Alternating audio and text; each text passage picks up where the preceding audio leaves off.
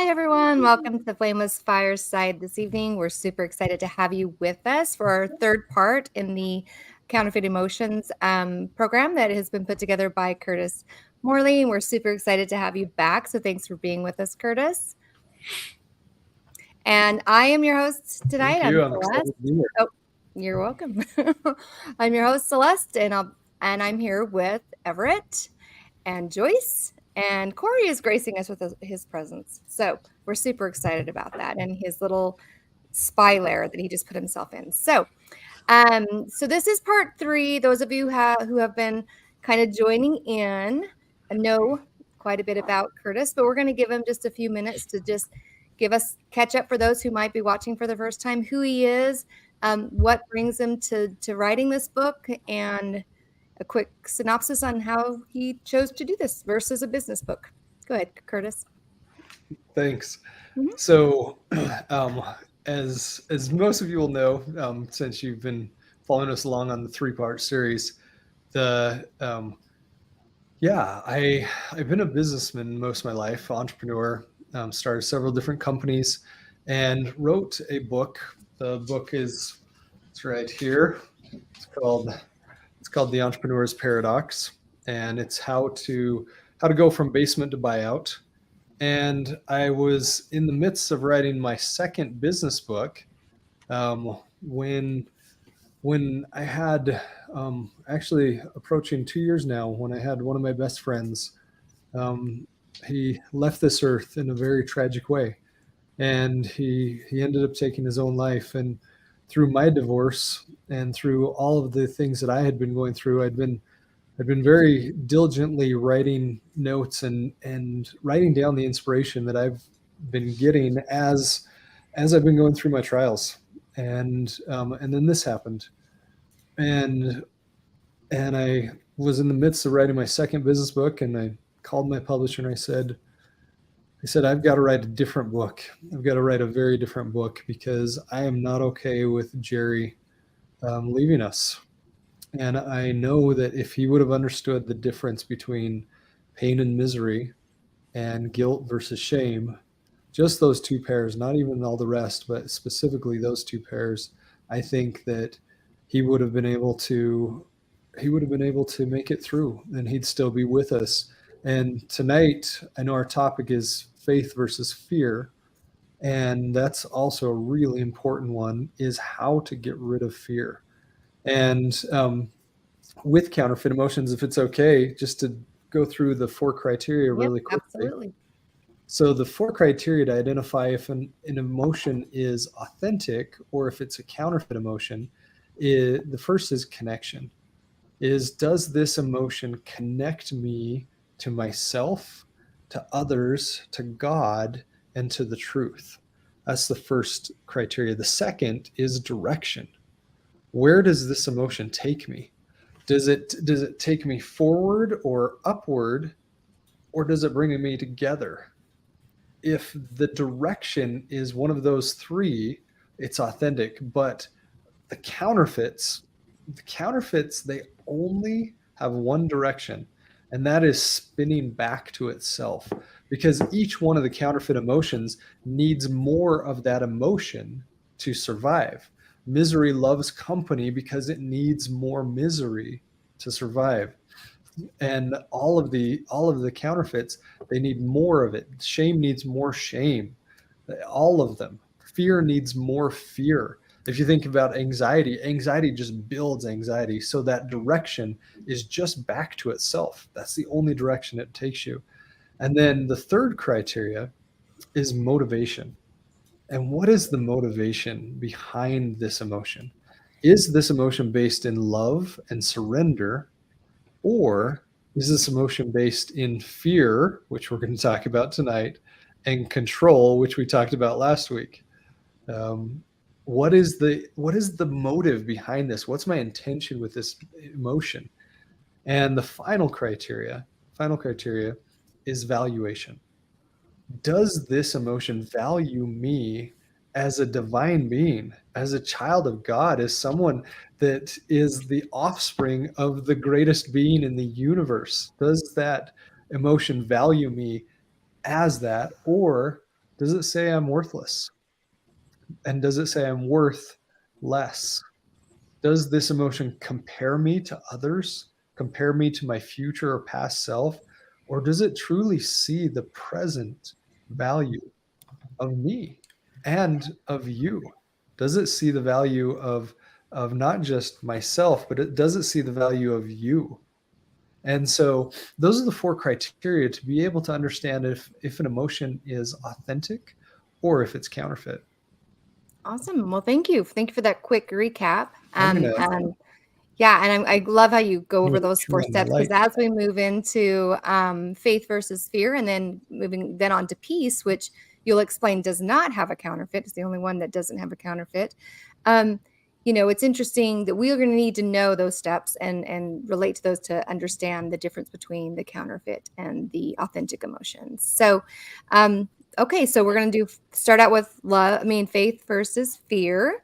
So, what do you got to say on that? Where do you want to So, start? Well, what do you got to say? can I start by asking a question? So something I've thought about is like we often talk about faith versus fear. And we generally talk about it as fear having zero place in our lives. But I maintain there are times when fear is the right emotion. For example, when you're in a dark alley and you're like, and it's late at night, there are times fear is essential. Like we've been given fear to protect us in many cases. There are times fear in a relationship may be appropriate. And so I just want to sort of ask that, like, are there times, and I think it comes down to the definition as well. If we're talking about faith and fear, we're not necessarily talking about those things that are protective in nature, or that kind of fear. So I just kind of wanted to jump in and say, I do think there are times that fear is important and fear is good. Well, some parts are essential. Like that's part. Well, it's it an depends. thing sometimes, Like I right? would not to be like I disagree with a little bit because Ooh. fear can be such a negative emotion, and I would say if you're in a dark alley, that awareness kicks in versus fear, because sometimes fear can freeze you in your tracks, and sometimes fear can put you into a tunnel vision. And so I don't know if fear is a good thing per se, where maybe extreme awareness, situational awareness is what I think what you're looking to describe, Joyce, rather than fear. And there are lots of other like I sometimes feel like toddlers probably could stand to have more fear. Like sometimes Yep, they they'll get learn. themselves into trouble because they have zero fear, and Yeah. that isn't always good. And Well, so I think they you would learn be right caution. in that example, Corey. Yeah. Well, they learn caution. They don't fear the kitchen because they burn their hand, but they know that when they go in the kitchen, they have to be cautious of the hot stove. But they don't. But if they had fear, they would just have a complete meltdown if they got near the kitchen. So I just think fear is too intense of an emotion. You know, it's interesting. Curtis actually in a little bit is going to discuss about how sometimes fear is innate, and he'll get to that. So we are going to discuss that. But before we get in, I want to say one more thing, Curtis, because I was thinking when I was posting this, all of these other ones we've talked about an emotion and a shadow emotion. But to me, it feels like fear and faith are on the opposite ends of the spectrum. So I'm curious how those are counterfeit when they feel or appear to be so opposite. Go ahead. You read my mind. You absolutely read my mind. Actually, Joyce, you set up the discussion perfectly as well, because we're going to talk exactly about innate fears as well. And it's interesting because at first I had the same realization. I'm like, well, as I was going through all the different dyads of emotions, I went and I looked at, okay, surrender and resignation. Surrender and resignation, like they just fit. Guilt and shame, right? They're so sneaky and they just mimic the original emotion. And so it's so easy to say, okay, faith is the opposite of fear. But as I looked at the attributes of faith and fear, as I looked and went through, I was like, holy cow, this is maybe the sneakiest sneaky of all the emotions because it is a counterfeit and it can be considered an opposite at the same time. And I'm so glad you pointed that out, because this is the only one that fits in that category. All the others are just absolute, like, it's the ugly step cousin that of the original It looks emotion. very similar to the cousin. Right. Yeah. Oh, I think that And when they say fear, when you feel fearful but you move forward anyway, that's bravery. But if you say fear is a teacher, then I think that's too confusing. Like then you're like, well, I'm fearful about doing that situation, so I must listen because I've feared before and I was right. So therefore I must use fear as a tool to learn. And I yeah, don't know if that's a way. I just look at fear as a more of a negative emotion than it is something positive. Yeah, I don't I think it probably is. And I think he's going to say Right. that the counterfeit of the fear and faith is probably the fear versus the faith. That would be yeah. my guess. So, Yeah, and the way, when I had that realization of, wait a minute, this isn't just the opposite, this is actually the opposite and the counterfeit at the same time, was when I realized what the attributes of fear are. If you look at Hebrews 11, verse 1, it says, now faith is the assurance of things hoped for, the conviction of things not seen. Let me read that one more time. Faith is the assurance of things hoped for, the conviction of things not seen. Faith is a belief in a future that involves God. Faith is a belief in the future that says that God is in my heart, God is protecting me, God is surrounding me. That is faith. Faith is actually creates the future that we want. That's what faith does. What is fear? Fear is the assurance of things despised, the conviction of things not seen. Faith manifests a future that is exactly what we want. Fear manifests a future of exactly what we don't want. Fear creates that future for us. It manifests that future for us. In the same way, faith manifests a future for us. you know what I think is interesting about that, the faith verse here, is the word hope, right? And I just want to make sure that we understand that definition. We're not like wishing, oh, I wish this would happen, I hope this will happen, right? It's more of a knowledge, of sure knowledge that it's going to happen. Just timing is unsure, right? It's going to happen, I don't know when. It's a hope the sun will rise kind of thing. It's not, oh, I wonder if there's a sun and I wish it would rise, right? It's not a right, or it's not like a genie in a bottle kind of a Right, wish. right. It's a something that could actually, that we have It will. faith in. Yeah. We have faith and it will happen. We know it's going to. Mhm. I always think of the scriptures where the Lord or an angel or somebody says, they start off their conversation with fear not. And I think it's because if you fear, you're not going to be able to receive the message. You're not going to be able to feel the spirit because you're overwhelmed with fear. And I think also Lucifer uses fear. I mean, absolutely. how fearful was Joseph Smith before the first vision? How much fear did the darkness put into Joseph Smith to get him to flee out of the grove? Yeah.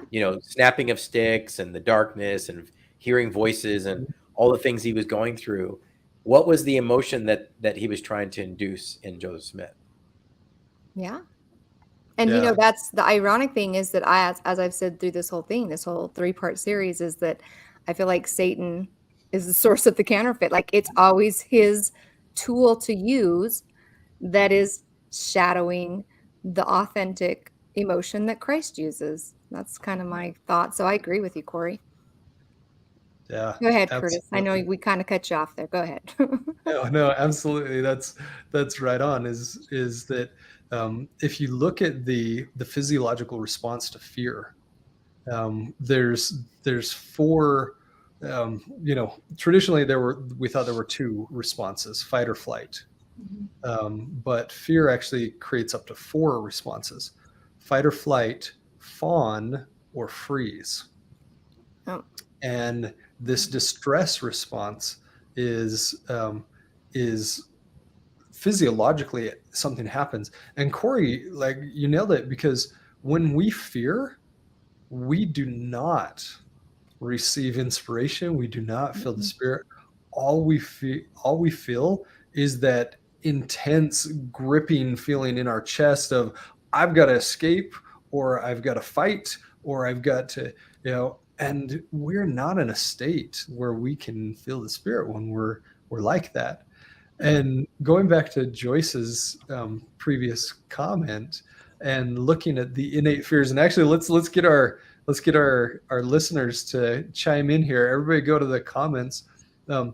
They did a study. The first one was in 1969, where they tested children to find out, is there such thing as an innate fear? Is there a fear that we're born with?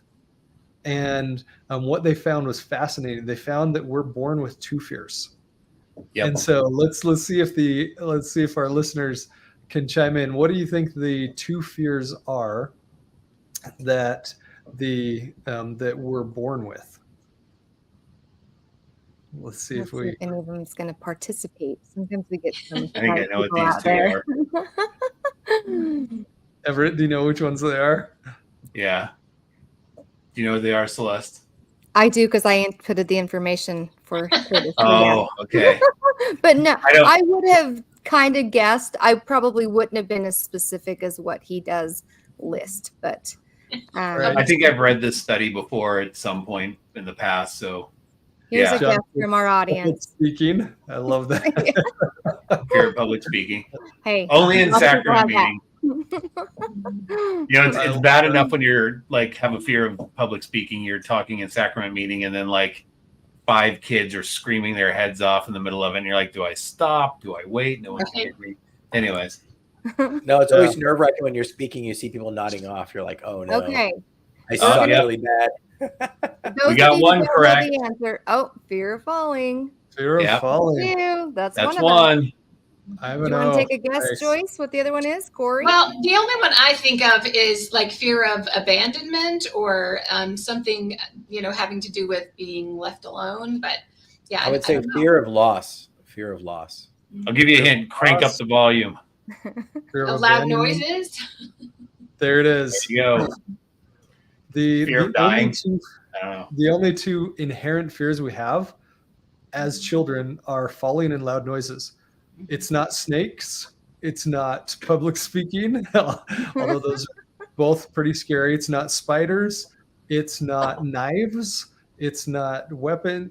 The only two fears we are born with are self-protection fears, are the fear of falling and the fear of loud noises. And they did this study where they would put babies old enough to crawl, just barely old enough to crawl, on one side of a table that was covered in a checkered sheet. And then they've actually repeated this study a few times. It's called the visual cliff is what they call it. And then they had a plexiglass plank over the area between the baby and the mom. And so the mom put, her hands out and like, come on, baby, come on. And the babies would not cross over the plexiglass. They were afraid of the plexiglass. And the other one is loud noises, which when the bear roars, it's time to run. Yeah, that's true. Well, actually, Corey might have some better survival techniques, but time to pull out the bear spray. That's probably the best one. But that's it. We're only born with two fears, nothing else, nothing. And if you think about that, what does that say about our brains, our hearts, our emotions? Is that every other fear was learned. Mm-hmm. Every other fear came from an experience that taught us, hey, you need to be fearful now. Mm-hmm. And the beauty of that is that because they're learned, they can be unlearned. Yeah. Curtis, I have a question for you.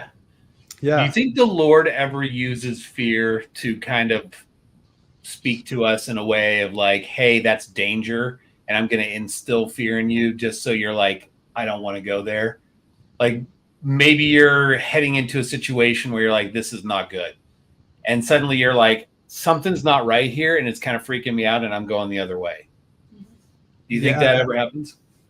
Oh, I felt that. I've absolutely felt where I was going into a situation and I full on turned around because I just felt the heebie-jeebies going on. And I'm like, oh, I feel but the I think loss the of the heebie-jeebies is more of awareness. I think the heebie-jeebies is what's, because I think it's not that you were fearful, it's that you said this does not feel right. Right. And It's a therefore I need to prompting, move. a recognition, It's a a prompting, yeah. decision. Because I don't think Yeah. that, even if it's the spirit prompting you and saying, hey, you know, like I feel like I need to make a left turn, or I need to make a reverse to get out of here.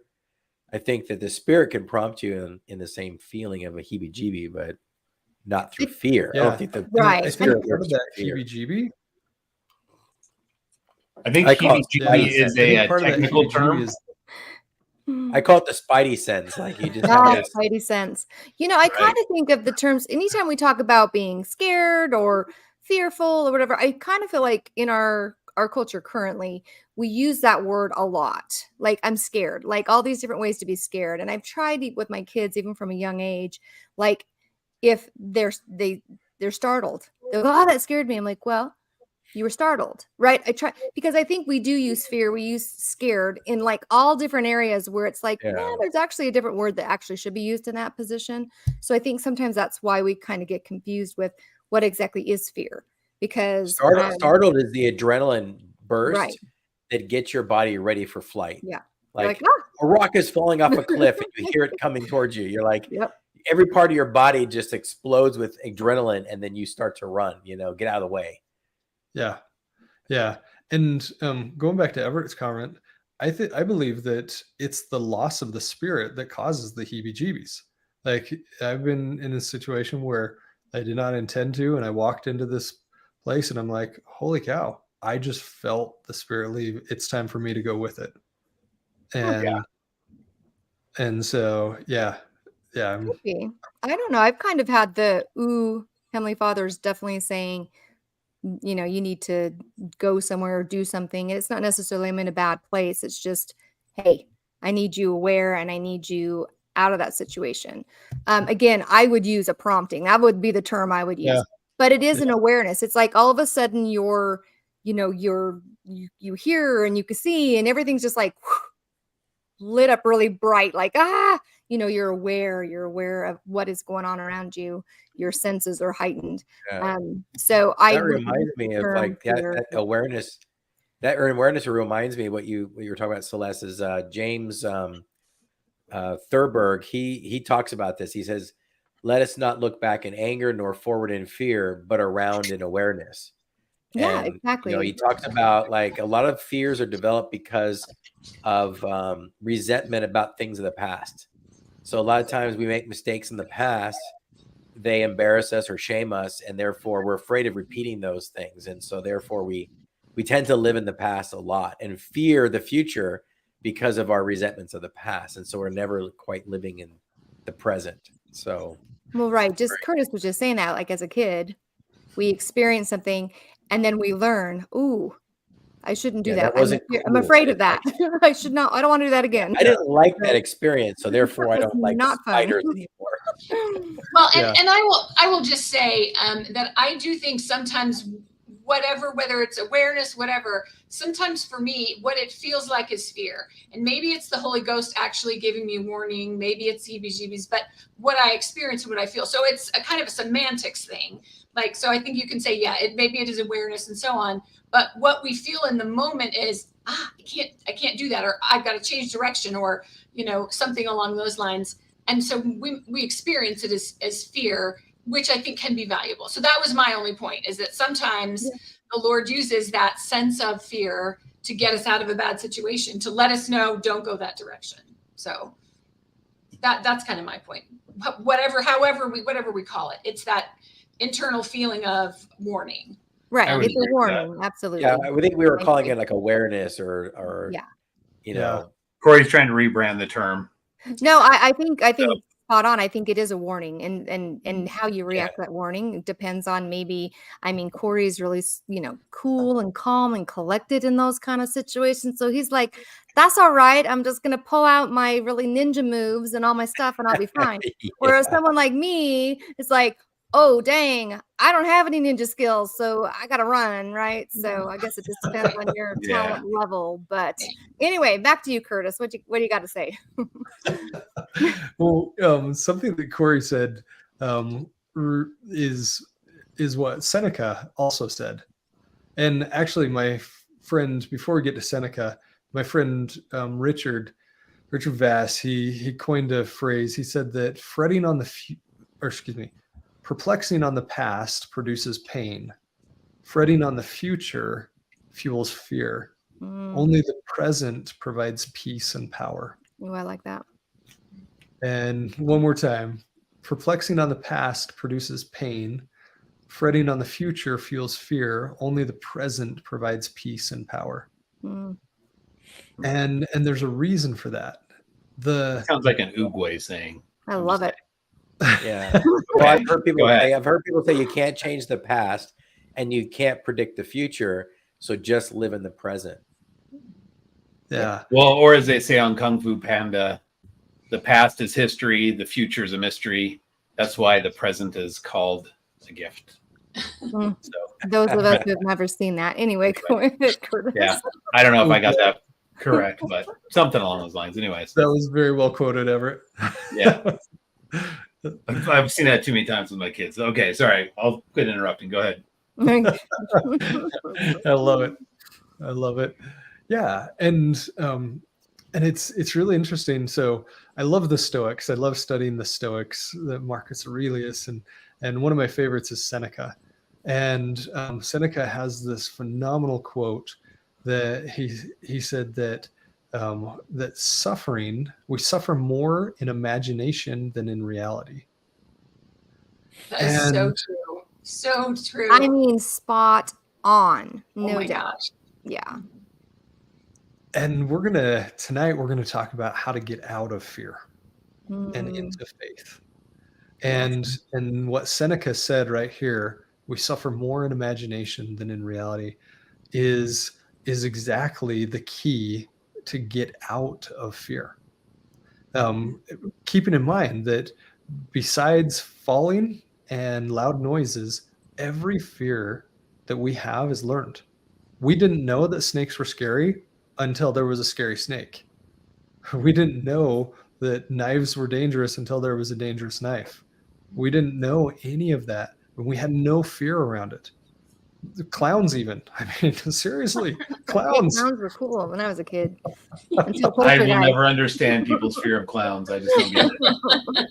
Just watch Stephen King's It, and then you'll know. That was it. I've seen it. Anyways, all right, go ahead. Sorry. No, that's exactly it. People and little kids aren't scared of clowns until they see it, and then all of a sudden they have this terror of clowns, and so the idea is that we suffer in imagination. That's where we suffer. We don't suffer in reality. We suffer in the future. We suffer in the past. We don't suffer in the present. To put this into what Seneca. Go ahead. Sorry, I didn't mean to cut you off. Go ahead. Oh, sorry. Am I glitching or? No, might be me. But I cut you off, so go ahead and finish what you were saying. I'm sorry. No worries. So if you look at fear, I like to break fear into its component parts, because fear, if you break it apart, it's false evidence appearing real. Fear is false evidence appearing real. It says to us, hey, I've got all this evidence.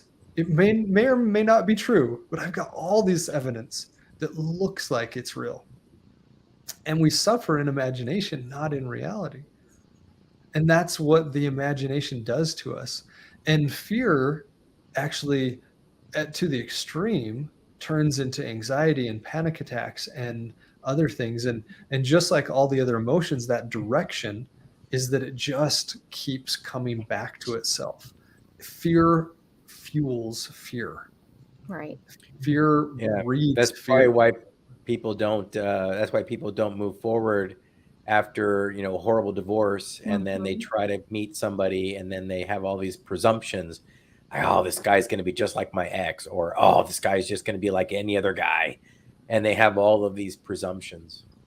I was just going to say that's when I had cut off Curtis earlier. I was going to say that in the dating realm, I think this is like so important because our self-talk or our imagination, however you want to say it, can derail us. I mean, completely sabotage our futures.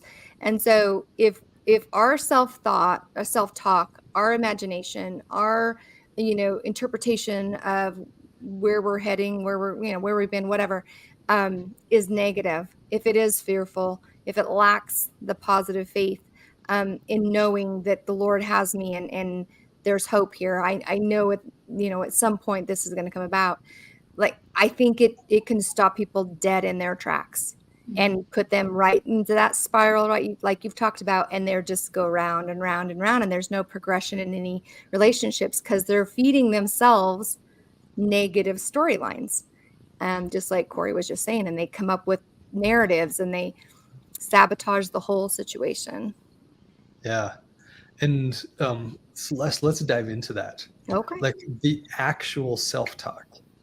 So what do you say when you've got your dating app and you're flipping or swiping or whatever it is you're doing?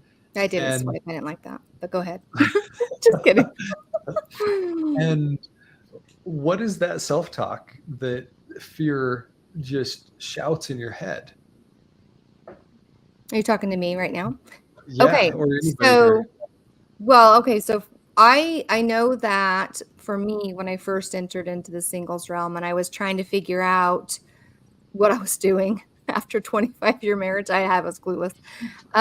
I did have a lot of, I'm unlovable, who would really want to love me? Serious. Like that was my self-talk. That was the negative thing that I really had to get over because I was kind of just convinced that I was unlovable and not worth someone's time.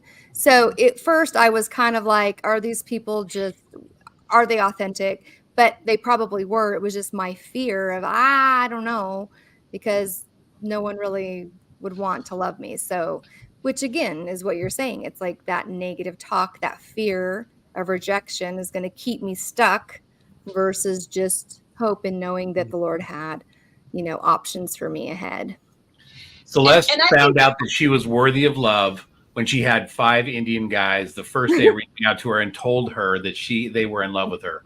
Right then and there, she knew she was worthy of love. Okay. So that cured all of that fear. Actually, that actually validated my fear. Right. Go ahead, Joyce. I was going to say, I think for me, one of the things that goes through my head is as I read someone's profile, I think, well, I'm not, and then fill in the blank, enough for this person. I'm not attractive enough. I'm not athletic enough. I'm not. And so like the message that we continue to have to ourselves is simply, I'm not enough.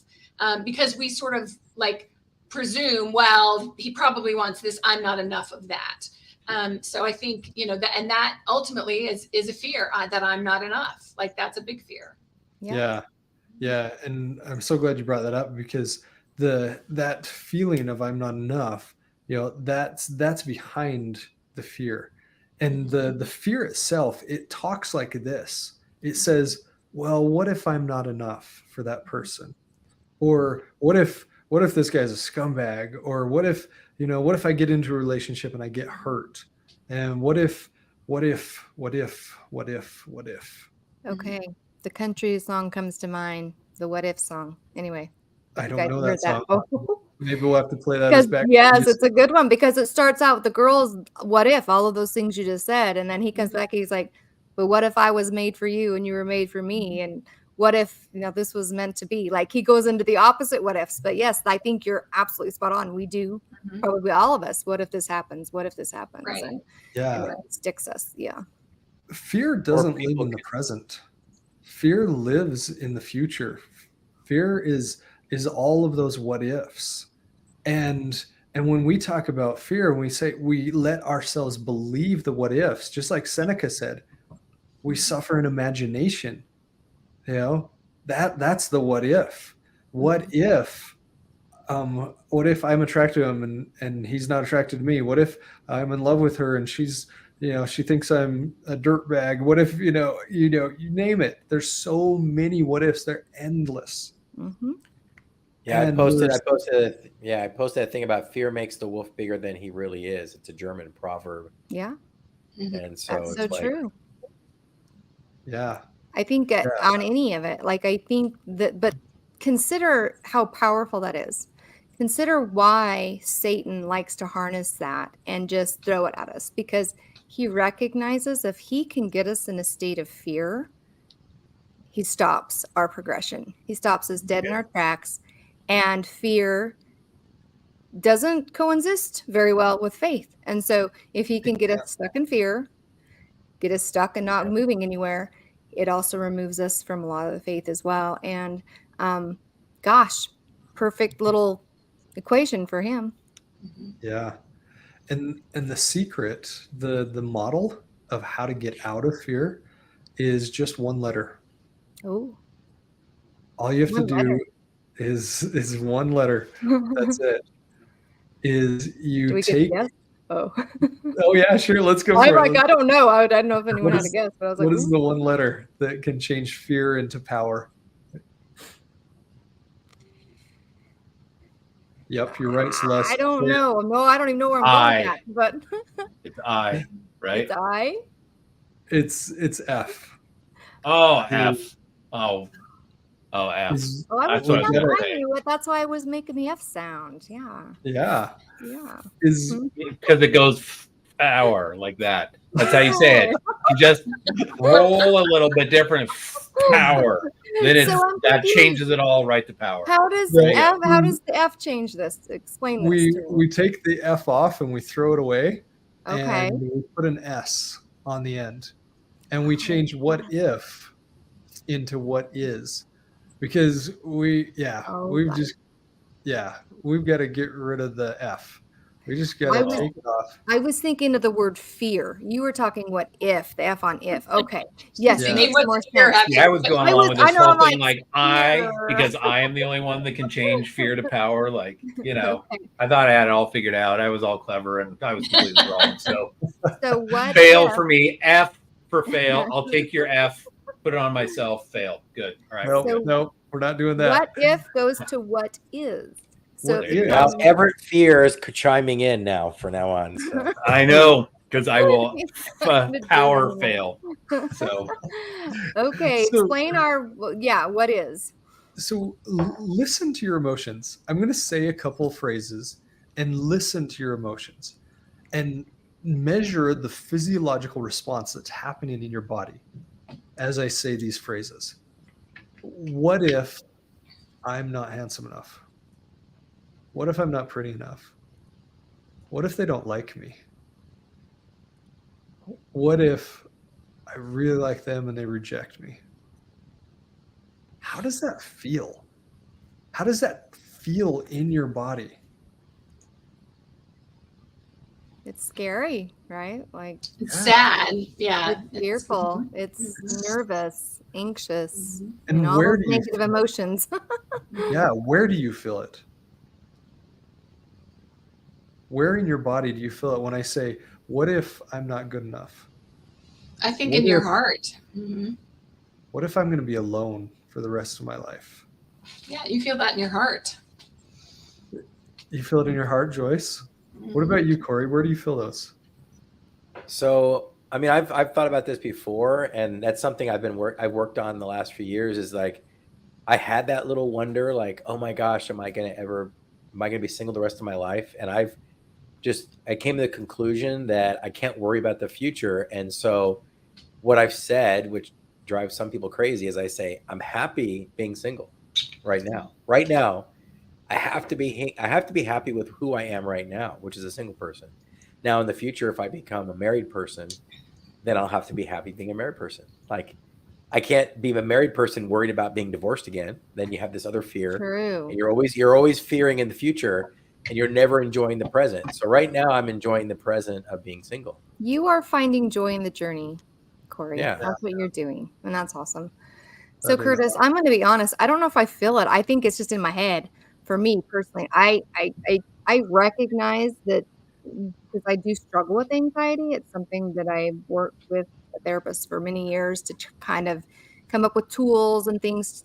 And for me, it's in my head, right? And if I feel upset or whatever, like, I mean, I can kind of make my neck glow or something. Like I can kind of get the rush of blood, but I don't necessarily feel it in my heart, but it wreaks havoc in my head for sure.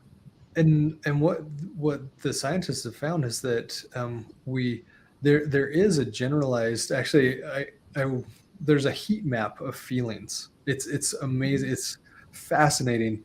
They've mapped it, but everybody feels it slightly differently. Everybody feels certain emotions slightly differently. Joyce, you felt it in your heart. I feel fear in my chest. It's this constricting, like closing down, almost like a boa constrictor around my chest. My throat gets tight. I want to swallow because of the fear. That's how I feel fear. Joyce, I you get felt Yeah, butterflies. right. I feel the butterflies.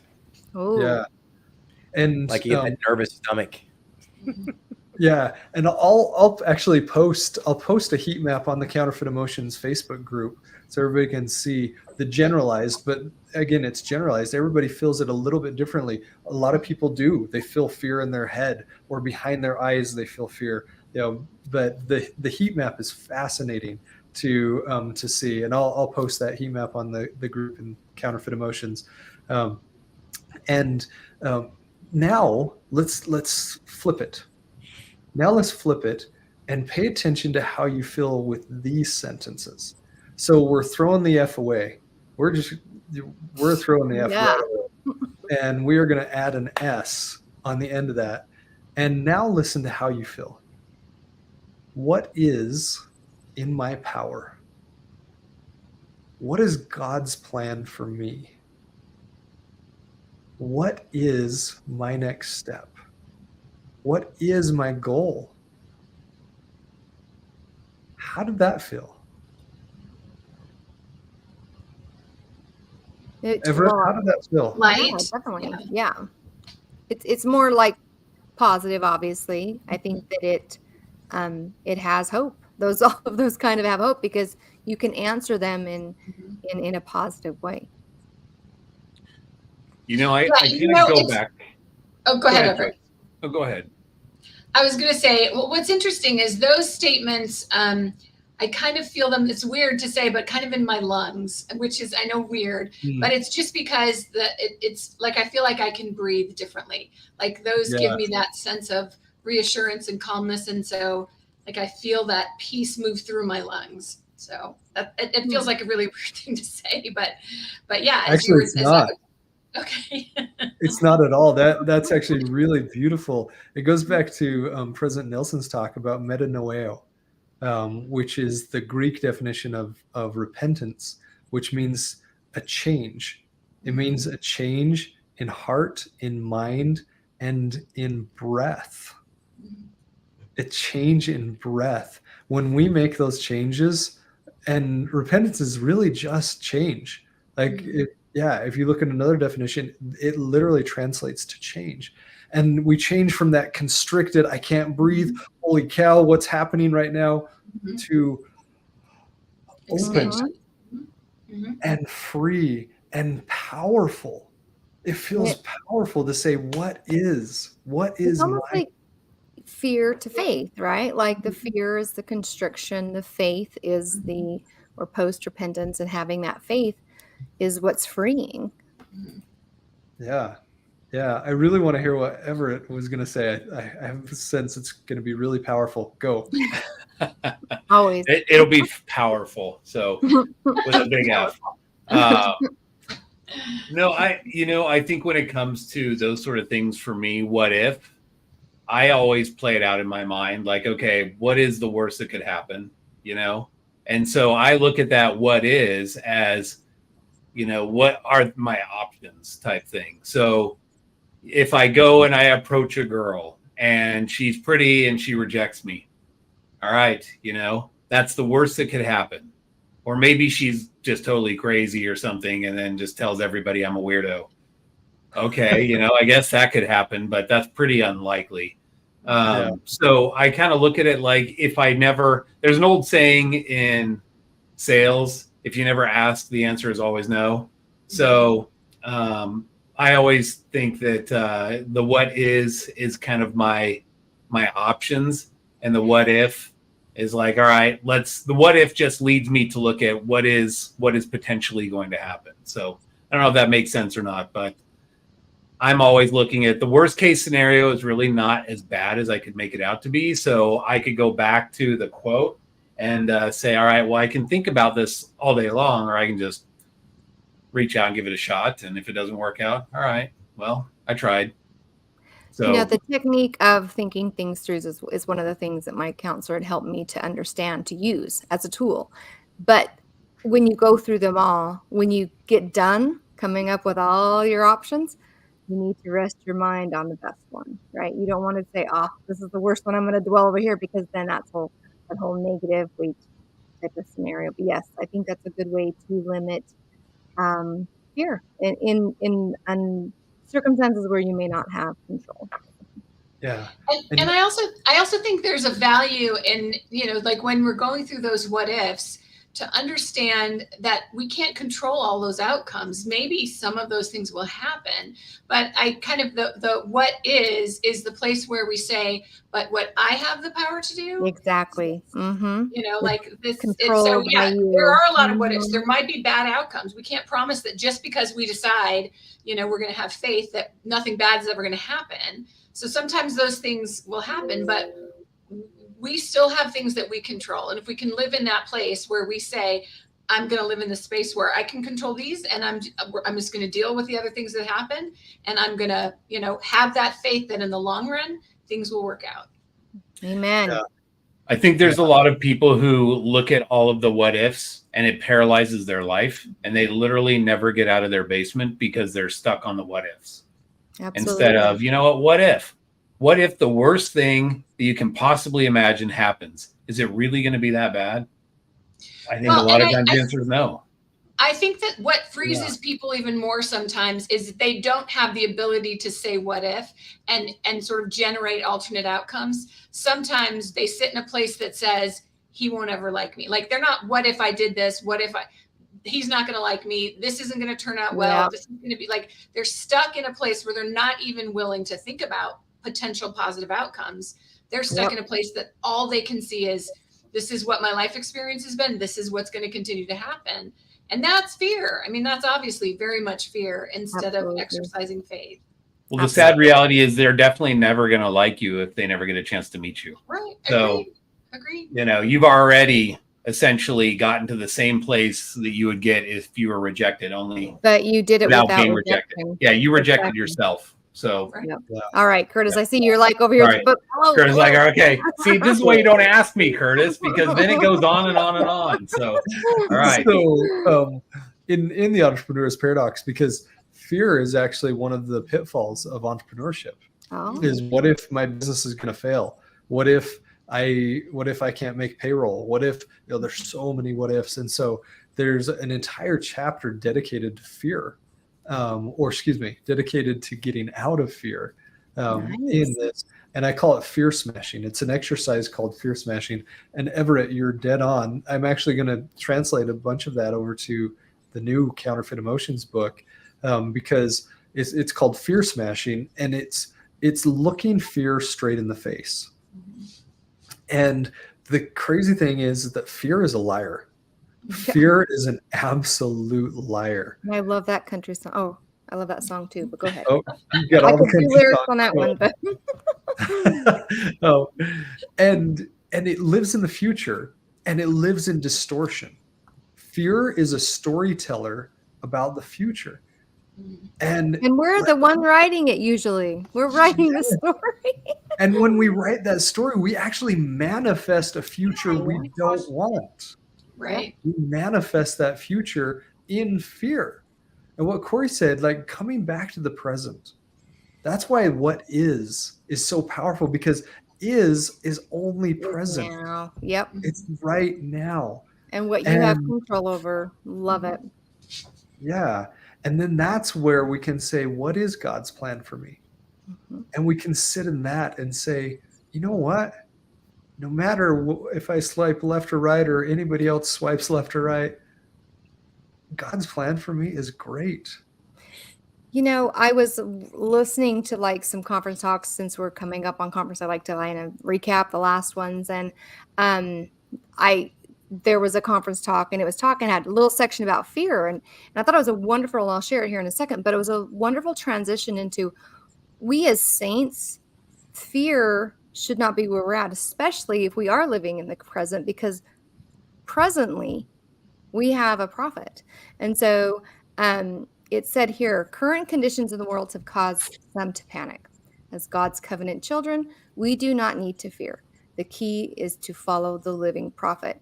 And so that is huge. And that is that's like that is here and now. We have a prophet. He is leading us. He is guiding us. He is aware of what's going on.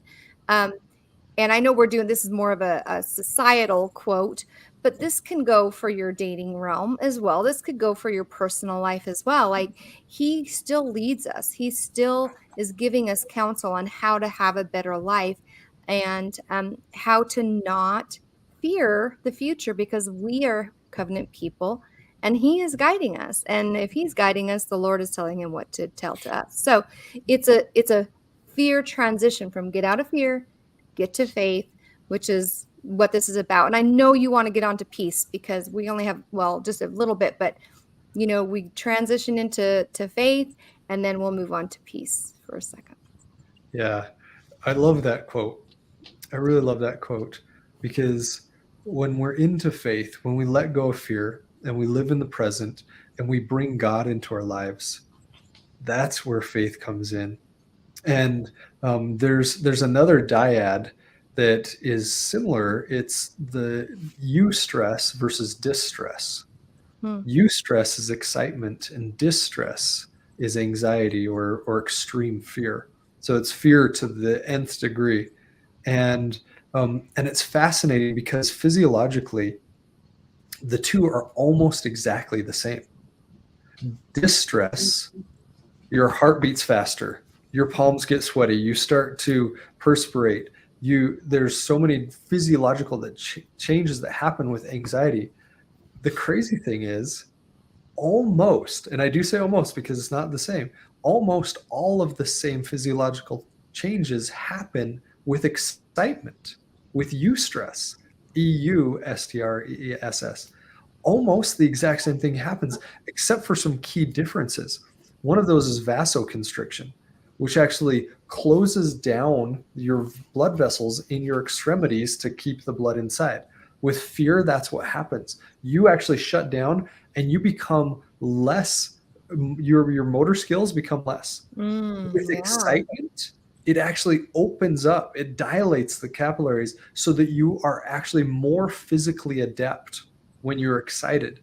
Your eyes become more, they can actually see more, they pull in more light. With excitement. With extreme fear, they actually create tunnel vision and you can only see this much. And so it's fascinating to study those differences. And the reason I wanted to bring that up is because stress is, or that anxiety, that fear, it is a counterfeit. It's such a counterfeit. And with faith, we can turn that. We can turn that to our benefit. We can get excited about a situation and we can say, hey, this is what it is. And what we've talked about, changing the F to the S, works really great in the moment. For those long-term fears, it really does take, just like you were saying, Celeste, it takes a very, very good hard look at the fear. And that's why I created in my book, actually, you know what, I'll post that as well in the Counterfeit Emotions group, is you can actually download the fear smashing exercise from the book. Oh, nice. Which you step by step the five levels of identifying, looking at, because not only is fear a liar, but fear is a coward. When you stare fear down, it runs. When you actually step in and say, I'm not believing you, I'm going to look at you, it goes from this massive lion to this little teeny kitty cat. Yeah. Mhm. And all of a sudden you see it for what it really is. And fear and peace cannot exist at the same time. Fear and faith cannot exist at the same time. They just don't exist. And peace, now, peace and joy, those are the end states. That's where we're going. That's the goal, is peace and joy. And so with that, looking at what is peace, and how do we get out of fear and into faith so that we can get to peace, I think that is so critical to look at. And I know we only have a few minutes, but one of the things, I don't know if you read President Nelson's talk from last conference in your prep for this upcoming conference. He had a talk called Peacemakers Wanted. I love that. Mhm. I've Mhm. even given a lesson in Relief Society for that one. I love that talk. It was a great talk. It's such a beautiful, beautiful talk. And it says that peacemakers are those that bring peace. They're not placaters. They're not the nice guy or the nice girl. They're not, I know we just finished our first cohort of master classes around nice versus kind.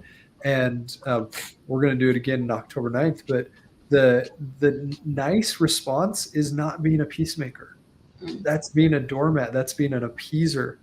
What it means to be a peacemaker is, imagine you're at a boxing ring, right? One of Satan's greatest tools is to get us into the ring.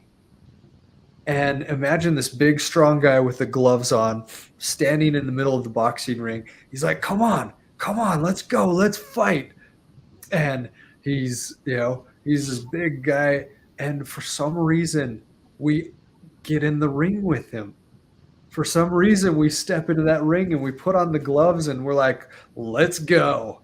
And it's crazy because we think, well, we've got to stick up for our values. We've got to make sure that we have the moral high ground, and we're going to get in the ring and we're just going to go at it. Being a peacemaker is never getting in the ring. Being a peacemaker is stepping outside the ring, and it isn't walking away either. We think we either have to fight or we have to flight. That's fear talking. Fear says fight or flight. Fear says get in the ring, and that's one of Satan's biggest tools is, okay, I'm going to get in the ring with you. Peace says, I'm not going to run away, nor am I going to fight. What I am going to do is I'm going to tap into my peace, and I'm going to invite you out of the ring. I'm going to invite you and give you that choice. I'm going to invite you in a place of safety, of health, of abundance, of growth. That's what it means to be a peacemaker, a true peacemaker. And in order to be a peacemaker, you first have to have peace. Yep. And that peace is here. And go ahead. No, I was just going to say, there's a lag, so I'm like totally getting you off. I'll just say, I just, when I read that talk, when I gave the lesson on that talk, one thing that really stood out to me was he was stated that it was the miracle of peace, right? So it is a miracle to receive this peace and to share peace, because there's just so much that goes into it. And there's so many things opposing that peace. And so for us to be able to not get in the ring, not to run away, to stand our ground peacefully, state true facts without causing contention and trying to push people into the ring with us or whatever, or drag people in, like that is a miraculous event, like, because you can see it around us. Like people can't even scroll past something on Facebook that they find offensive without causing some chaos with it. So I love that they stated it's actually a miracle. It's a miracle to be peaceful, but that every newborn baby has that ability. And so, which goes back to learned fears that can change and remove that peace from our lives, even from little tiny kiddos. So Well, the story that comes to mind, and as you're talking about that, Curtis, is the story from the Book of Mormon where the anti-Nephi Lehis they're being attacked by kind of their brethren, the Lamanites, and they refuse to fight. They literally just stand there. And the miracle that happens is that, I mean, clearly some of them were killed, which is obviously tragic, but so many people, because they did not get in the ring, they invited people, they stood there and peacefully, kind of basically said, this is what I represent. There were thousands of people converted to that. And so that's a powerful idea that we can invite someone out of that ring and we can influence them. We can bring them peace by showing them our peace. We don't have to engage. And I think that's a story that illustrates that concept to me in a powerful way. I bet you those people that witnessed that were like, that was a miracle. Like they probably witnessed a miracle in that moment. And I agree. I think that if they would have ran, they aren't standing their ground. If they would have, engaged, they would have been, not doing what they would have broken a covenant. Yeah, so it is. Right. It's just standing there, being honest and true in the truth. Lord. Yep. Yeah, having that faith. Yeah. And I think about Christ as he slept during the storm. I think of that story of sleeping in the storm where all of the apostles thought for sure we're going to die. And he had peace. And peace isn't dependent. Peace isn't dependent on my situation. It's not dependent on whether I'm, in the lap of luxury or if there's really hard things going on in my life. Peace can coexist with pain. Yeah. Peace can coexist with hard things. And that was taught to us by the Savior, is that when we have God inside of us, when we allow God inside of us, and we feel that security of knowing that no matter what, even if the boat capsizes, that we are in God's hands. That's where peace comes from. Yep. And I love that. I love that it's connected to hope, because I think you can't have peace without hope. Like, you've got to know that there's a God. You got to know that there's an afterlife. You got to know that he's there with you, and that, yeah, you might be hurting right now. You might be struggling right now, but it is kind of odd to be in the middle or in the midst of like a struggling time and still stop and be like, gosh, but I still feel peaceful. And it's kind of because they're so contrary, right? And so, but that just shows with the faith, with the hope, peace can be there and can create miracles in your life, even if, you're in the middle of a storm. So. Yeah, I had a very profound example of that when I was 16. One of my good friends was killed in a car accident. It was tragic. And like all of our friend group, we're just devastated by this. But I remember being at the funeral and his mother calming and comforting all of us. She had just this serene peace, despite having just lost her son. And like, I thought, like, I just to this day remember that so powerfully, because I remember thinking, how can she be comforting us? How can she be doing that? And so I'm so grateful for the lesson that, that peace that surpasseth understanding, that's possible. That's really possible. I've seen it. And, we can experience that. So wow, that's the tempest, and you can still be calm in the tempest. Yeah. Yeah, there is peace in the storm. And the last thing I'll say about peace is that I believe the reason that peace has no counterfeit is because it comes directly from the Prince of Peace. That it is when we have Christ inside of us that we have that pure emotion of peace. Yep. And that's why when, like President Nelson said, when those little babies are born, they are full of peace because they're so brand new and they haven't experienced any crazy stuff. And I agree. I love that when you deal, and I don't know if this is just because we're on an LDS podcast, but I don't know how your book will go, but I do love the concept of the authentic and the counterfeit kind of being authentic, being Christ, and counterfeit being Satan, and that peace, even if Satan tries to duplicate what Christ does, there's no way he could ever be the savior, because it just wasn't him. He couldn't do it. And there's just no way to replicate that. There's no way to even do a counterfeit, because it's so perfect. It's so just Christ himself, right? It's just who he is. And Satan just cannot go up against that. So I just love that. I love that contrast. So yeah. All right. Well, hey, you know what? We made it through. I know we probably could have spent more time on peace. I know that was something you really wanted to discuss. But I did love the talk about fear. I do think that, especially in the singles realm, there is a lot of fear. You can see it in a lot of the posts.